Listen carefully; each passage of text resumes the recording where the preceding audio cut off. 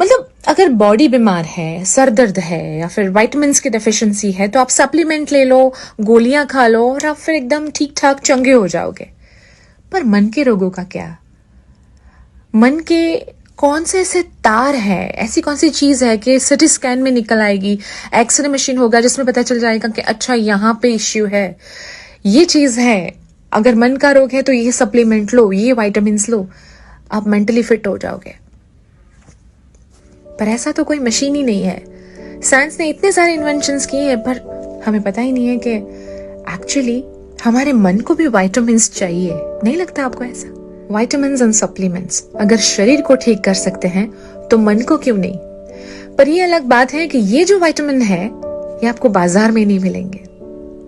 हाय, मेरा नाम जिया है और आप मेरे साथ ख्यालों वाली खिड़की में हो और आज का टॉपिक ही है विटामिन B12। हमारा जो मन होता है वो सबसे ज्यादा अफेक्ट करता है, हमारी बॉडी बाद में अफेक्ट करती है।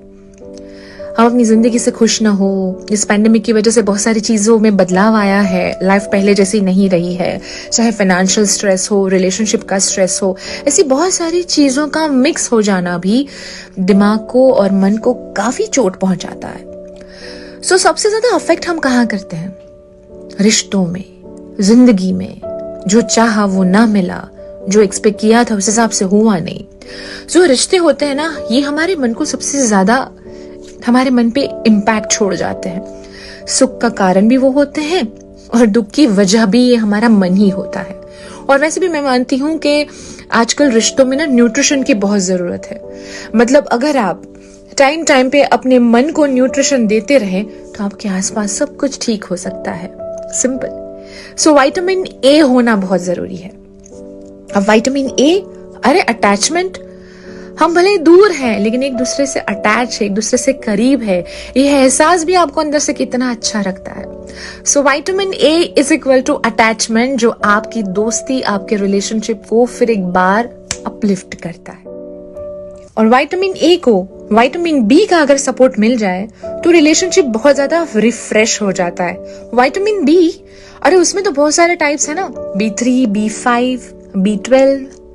बिल्कुल वैसे ही विटामिन बी यानी कि बॉन्डिंग। जब रिश्तों में गलतफहमियां होती हैं तो बॉन्डिंग कमजोर हो जाती है। सो गलतफहमियों के वायरस से लड़ने के लिए विटामिन बी बहुत अच्छा काम करता है, क्योंकि रिश्ता सिर्फ टेम्पररी नहीं होता, वो याद बन के आगे संभालने के लिए भी बहुत काम करता है।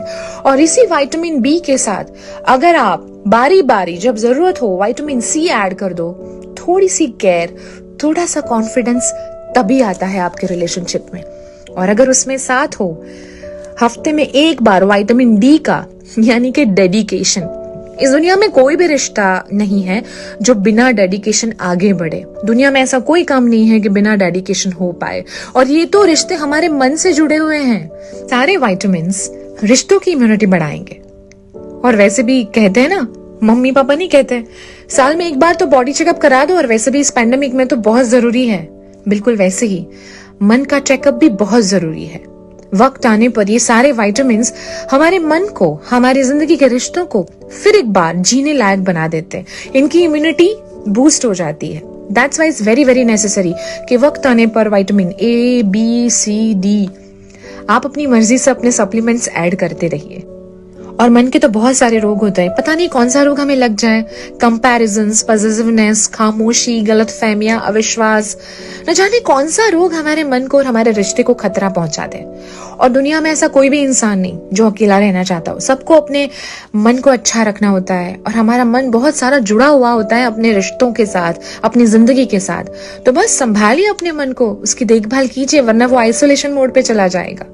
और वैसे भी रिश्तों को न्यूट्रिशन की जरूरत बारी बारी होती है।